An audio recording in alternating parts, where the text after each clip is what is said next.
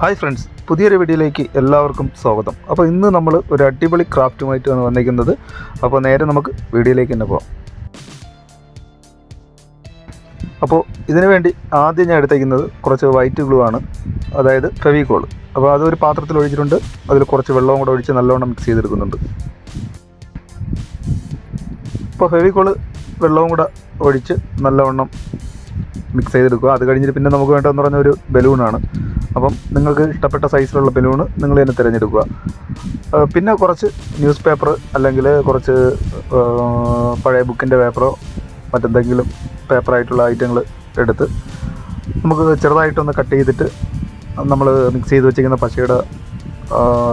പശയിൽ നല്ലവണ്ണം മുക്കി ആ ബലൂണിൻ്റെ പുറത്ത് നല്ലവണ്ണം ഒട്ടിച്ചു കൊടുക്കുക. അപ്പോൾ ഇതേ കണക്ക് ഏകദേശം ഒരു 8 ലെയറാണെങ്കിൽ ഇത് ഒരു ലെയറാണ്. ഇത് കണക്ക് 8 ലെയർ നല്ലവണ്ണം ഒട്ടിച്ചു കൊടുത്ത് അത് നല്ലവണ്ണം ഉണങ്ങിയതിന് ശേഷം, അപ്പോൾ ഞാൻ ആദ്യം സെറ്റ് ചെയ്ത ബലൂണ് പൊട്ടിപ്പോയി. അതിനുശേഷം രണ്ടാമത് വേറൊരു ബലൂണാണ് എടുത്തത്. അപ്പോൾ നിങ്ങൾക്ക് ആദ്യമേ ചെയ്യപ്പോൾ സൂക്ഷിച്ച് തന്നെ ബലൂണ് പിന്നെ നല്ലവണ്ണം പേപ്പർ ഒട്ടിച്ചെടുക്കാൻ ശ്രമിക്കുക. അപ്പോൾ ഉണങ്ങിയതിന് ശേഷം അതിൻ്റെ മുകൾ ഭാഗം കുറച്ച് കട്ട് ചെയ്ത് കളയാം. അപ്പോൾ നമ്മളൊരു താറാവിൻ്റെ ഷേപ്പിലുള്ള ഒരു ഫ്ലവർ പോട്ട് അല്ലെങ്കിൽ നമുക്ക് ഫ്രൂട്ട്സ് പോട്ടായിട്ടൊക്കെ ഉപയോഗിക്കാം. അപ്പോൾ ആ ഒരു ഷേപ്പിലാണ് ഇന്നത്തെ ക്രാഫ്റ്റ് വർക്ക് ചെയ്യുന്നത്. അപ്പോൾ നമ്മൾ ബലൂണ് താറാവിൻ്റെ ഷേപ്പിൽ തന്നെ അതിൻ്റെ അടിഭാഗം വരുന്ന രീതിയിൽ കട്ട് ചെയ്ത് കുറച്ച് മാറ്റിയിട്ടുണ്ട്. പിന്നെ വേണ്ടതെന്ന് പറഞ്ഞാൽ ഒരു ചെറിയ പാത്രത്തിൽ കുറച്ച് വൈറ്റ് സിമൻറ്റും കുറച്ച് വെള്ളവും കൂടെ ഏകദേശം ഒരു മീഡിയം കട്ടിക്ക് കലക്കിയെടുക്കുക. നമ്മൾ ഉണ്ടാക്കി വെച്ചിരിക്കുന്ന ആ പേപ്പർ മോൾഡിനകത്ത് ഫസ്റ്റ് ലെയർ ഒഴിച്ച് നല്ലവണ്ണം അതിൻ്റെ ആ പേപ്പറിനകത്ത് മൊത്തം പറ്റത്തക്ക രീതിയിൽ നല്ലവണ്ണം കറക്കിയെടുക്കുക. അപ്പോൾ ഇതേ കണക്ക് ഓരോ 10-20 മിനിറ്റ് കഴിയുമ്പം നമ്മൾ ഒഴിച്ച ഭാഗങ്ങൾ നല്ലവണ്ണം ഉണങ്ങും. അപ്പോൾ ഏകദേശം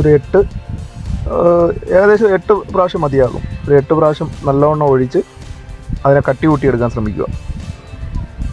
അപ്പോൾ ഫസ്റ്റ് കോട്ട് ഞാൻ ഒഴിച്ചത് നല്ലവണ്ണം ഉണങ്ങിയിട്ടുണ്ട്. ഇനി അടുത്ത് രണ്ടാമത്തെ ലെയറാണ് ഞാൻ ഒഴിക്കുന്നത്. അപ്പം പ്രത്യേകം ശ്രദ്ധിക്കുക. ഇതേ കണക്ക് ഏകദേശം ഒരു 8 ലെയർ നല്ലവണ്ണം ഒഴിക്കാൻ നേരത്ത് നമ്മൾ വിചാരിക്കുന്ന നല്ലൊരു കട്ടിയിൽ തന്നെ നമുക്ക് പോട്ട് ആദ്യത്തെ സ്റ്റെപ്പ് ചെയ്തെടുക്കാൻ പറ്റും.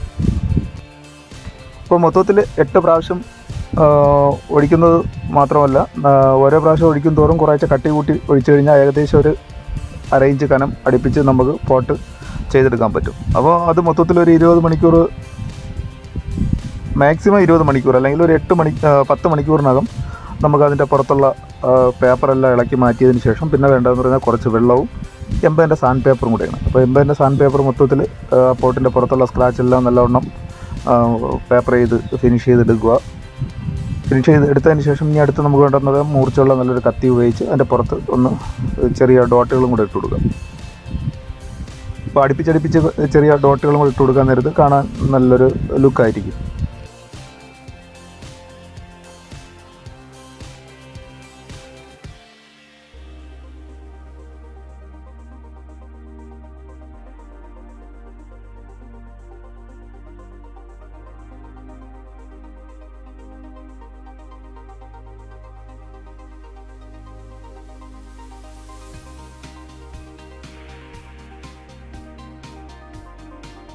അപ്പോൾ അതിൻ്റെ പുറത്തുള്ള ഡോട്ടെല്ലാം ഞാൻ കൊടുത്തിട്ടുണ്ട്. ഇനി അടുത്ത് നമുക്ക് വേണ്ടതെന്ന് പറഞ്ഞാൽ ഇരുമ്പ് വയറോ അല്ലെങ്കിൽ ചെറിയ നൂൽക്കമ്പിയോ എന്തെങ്കിലുമാണ്.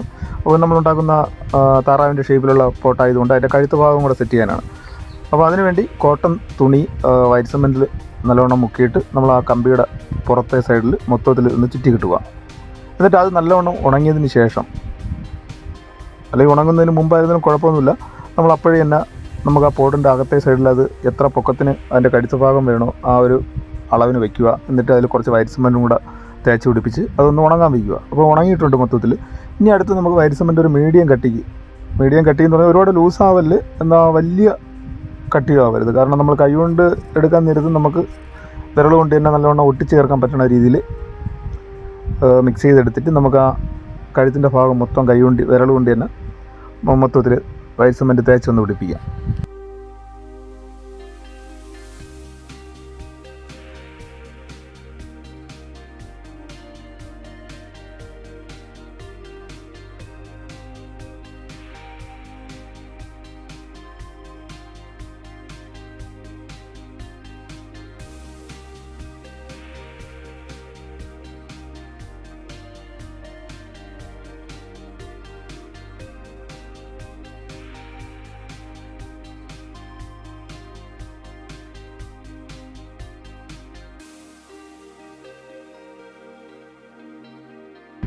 അപ്പോൾ ഏകദേശം ആ കഴുത്ത് ഭാഗമൊക്കെ ഞാൻ നല്ലവണ്ണം കൈ കൊണ്ട് നല്ലവണ്ണം തേച്ച് പിടിപ്പിച്ചിട്ടുണ്ട്.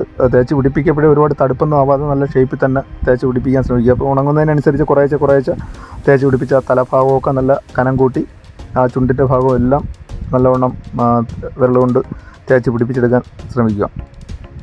അപ്പോൾ അതെല്ലാം കഴിഞ്ഞ് അത് നല്ലവണ്ണം ഒന്ന് ഉണങ്ങാൻ വയ്ക്കുക. ഉണങ്ങിയതിന് ശേഷം കുറഞ്ഞത് വൈറ്റ് സിമൻ്റ് ആയതുകൊണ്ട് ഒരു 8 മണിക്കൂറെങ്കിലും വെച്ചേക്കണം. അപ്പോൾ ഒരു 8 മണിക്കൂർ കഴിഞ്ഞതിന് ശേഷം പിന്നെ നമുക്ക് വെള്ളവും പിന്നെ എംബൈൻ്റെ സാൻഡ് പേപ്പറും ഉപയോഗിച്ച് നല്ലവണ്ണം പേപ്പർ ചെയ്ത് അതിനൊന്ന് ഫിനിഷ് ചെയ്തെടുക്കാൻ പറ്റും.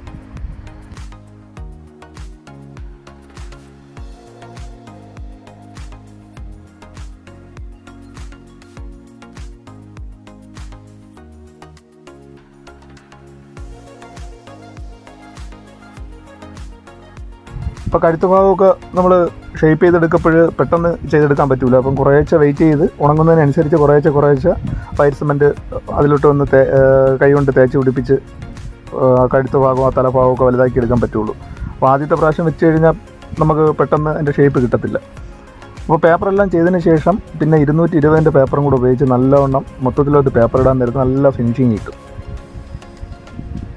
അപ്പോൾ പേപ്പറെല്ലാം ചെയ്ത് തീർന്നിട്ടുണ്ട്. ഇനി അടുത്ത് നമുക്ക് വേണ്ടതെന്ന് പറഞ്ഞാൽ പിന്നെ ആക്രിലിക്കിൻ്റെ കളറാണ്. അപ്പം ബേസിക് കോട്ടായിട്ട് ആക്രിലിക്കിൻ്റെ വൈറ്റ് കൊടുക്കുന്നുണ്ട്.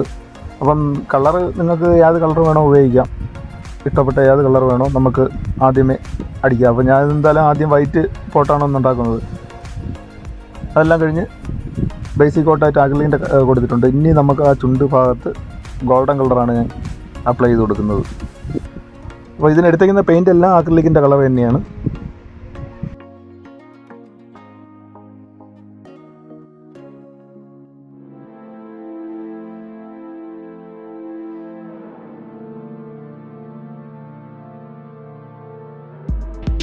അപ്പോൾ ആ ചുണ്ട് ഭാഗമെല്ലാം ആക്രിലിക്കിൻ്റെ ഗോൾഡ് കൊടുത്തിട്ടുണ്ട്. ഇനി നമുക്ക് അതിൻ്റെ കണ്ണിൻ്റെ ഭാഗം കൂടെ ഒന്ന് വരച്ചെടുക്കണം. അതിന് പെയിൻറ്റ് ഉപയോഗിച്ചോ അല്ലെങ്കിൽ 3D മാർക്കർ ഉപയോഗിച്ച് ആ കണ്ണും കൂടെ വരച്ചെടുത്ത് കഴിഞ്ഞാൽ നമ്മുടെ ഇന്നത്തെ ഫ്രൂട്ട്സിൻ്റെ ഫോട്ടോ അല്ലെങ്കിൽ ഫ്ലവർ ഫോട്ടോ എല്ലാം റെഡി ആയിട്ടുണ്ട്. അപ്പോൾ എന്തായാലും വീഡിയോ ഇഷ്ടമായെങ്കിൽ ലൈക്ക് ചെയ്യുക. നിങ്ങളുടെ അഭിപ്രായങ്ങൾ കമൻറ്റ് ബോക്സിൽ അറിയിക്കുക. അപ്പോൾ എല്ലാ കൂട്ടുകാർക്കും ഒരിക്കൽ കൂടി ഗുഡ് ബൈ.